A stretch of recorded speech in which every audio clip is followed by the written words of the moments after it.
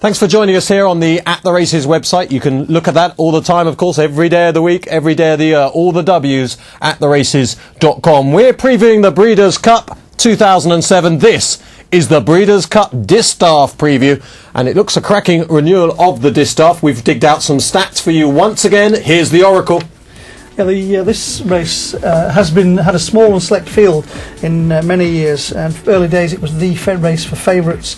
You still be doing your dough over latter periods. The last two winners have been two real bombs away types, Round Pond and Pleasant Home. Again, this is the only fillies race that does not return a profit for you. The longest price winner was Spain, the shortest price loser Riboletto, but the winners generally are short priced in this. They certainly are. Let's hope the form guide gives you some sort of clue. Here is our attheraces.com Distaff form guide.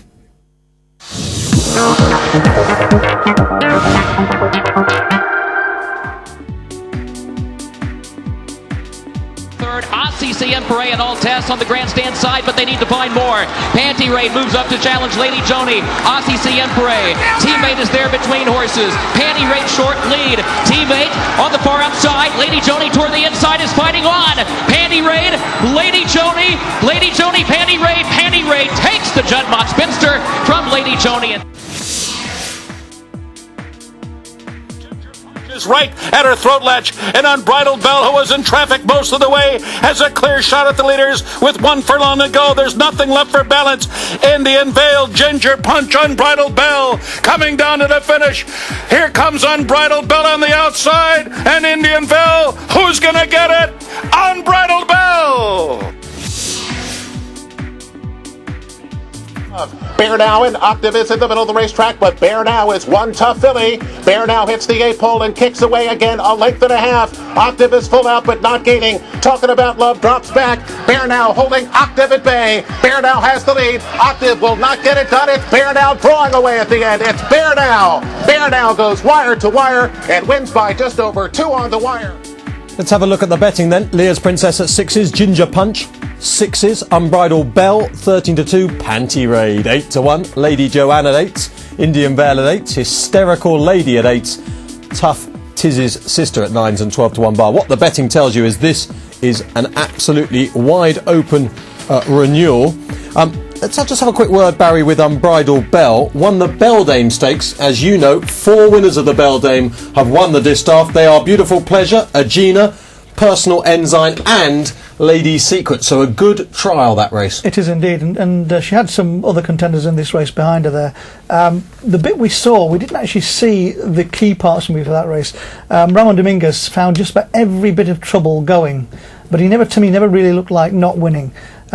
She won the Delaware Handicap earlier in the year, had a bit of a mishap in a race at Saratoga, but I think she's the best in the race, and that was a much easier win than it appeared. What do you think's changed? Because last year she tried graded racing 3 times. She was beaten double-digit distances every time. She seems to have turned over a new leaf. Well, I think she's a 4-year-old. Sire Broken Vow was a horse that got better with age, and I just think she's matured. I mean, she's a decent-sized horse, certainly responded to every bit of driving there, and as you pointed out on a number of occasions, these are grinding races. Class doesn't get you home necessarily in these. You've got to have a horse who's really willing to stick their belly to the ground and stick their head out. OK, that's Unbridled Bell. Jason, other leading contenders, Ginger Punch, Hysterical Lady. What do you fancy? I think that, it is wide open, undoubtedly, as you saw in the market. There's 6 to field. But Leah's Princess, for me, has done nothing wrong. She hadn't raced until this year.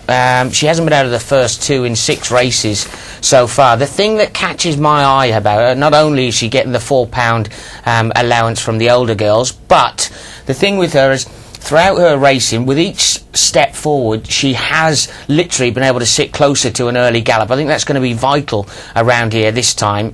For me, she's just progressing nicely. She's professional, and as I said, she can sit handy, in which the race basically is not stacked with speed. It isn't. There isn't a great deal of speed in the race at all, but there's so many. You can literally make a case for just about every horse in this field. Leah Princess by one of my favourite horses of all time, Leah Fan, the old boy who, of course, ran over here and beat Rainbow Quest in a dramatic Craven Stakes at Newmarket. 2 negatives for Leah's Princess. Kieran McLaughlin never had a runner in the Distaff before. And here's a real shocker for Jason. No Gazelle winner has ever gone on to win the Breeders Cup Distaff. So Leah's Princess has got to do something that no other horse has ever done. Unbridled Bell is the nap of the meeting for Faulkner. Take note, the oracle has struck. Leah's Princess for the Shark.